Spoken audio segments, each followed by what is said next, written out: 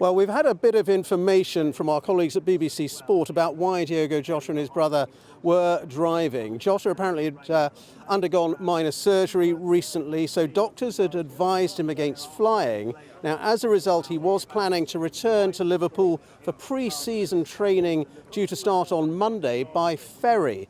And this is understood to have involved him travelling by car from Porto to get to a ferry from Santander in northern Spain. Now, Zamora, close to the Portuguese border, is around 190 miles from Porto and a similar distance from the port. So it does seem that that is why Diogo Jota and his younger brother were travelling by car at that time. Let's talk now to Beth Lindop, who's a Liverpool Football Club correspondent for the ESPN network. Beth, thanks very much for being with us. What's your reaction to this absolutely devastating news? One of the brightest stars in the Premier League and in world football who has just suddenly been killed in this crash. Yeah, well, I think first of all, it's just absolutely shocking. You know, when we heard the news this morning, it just felt totally surreal. And even having had the whole day to process it, it still feels...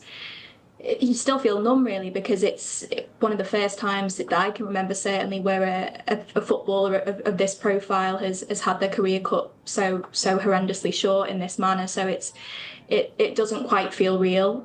From a Liverpool perspective, it's just absolutely devastating, and we've seen from the tributes pouring in from players, former teammates, current teammates, his former manager, obviously Jurgen Klopp, just how loved he was, not just as a player and as a person. So I think that's a loss that will be felt for a very long time. He was a brilliant player, wasn't he? Just talk to us a bit about what a prolific goal scorer he was. I mean, not the tallest player, but he scored an awful lot of headers. He was very clever in the box. He was, yeah, and it's a testament to how talented he was that he came to the club at a time when Liverpool, they'd just won the Premier League title. The season before that, they'd won the Champions League, and they had arguably the best front three in Europe at that time. So he came in and managed to make himself a part of that attack and didn't look out of place at all. And there was some derision, really, in some quarters when he first signed because of the transfer fee, but he immediately made a mockery of that, scored some really important goals. He had a knack for scoring on the big occasion as well.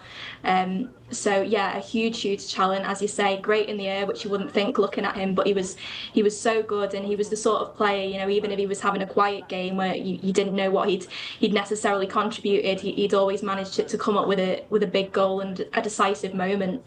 So a really gifted athlete at the very top of his game. And a huge star not only for Liverpool but also for Portugal. We've heard those shocked tributes from Cristiano Ronaldo, amongst others, his Portuguese teammate, but he was a big player for the national team.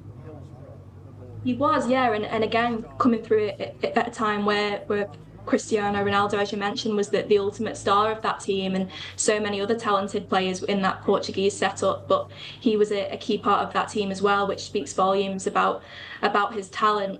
And yeah, obviously won the Nations League with them a few weeks back. Would you imagine have been a real important player for them at the World Cup next summer? So again, it's just incomprehensible, I'm sure, for fans of the national team, the Portugal national team, that he's not going to be around anymore to score those goals and be such a hugely decisive part of the team. All right, Beth, thank you very much indeed. That's Beth Lindop, LFC correspondent for the network ESPN.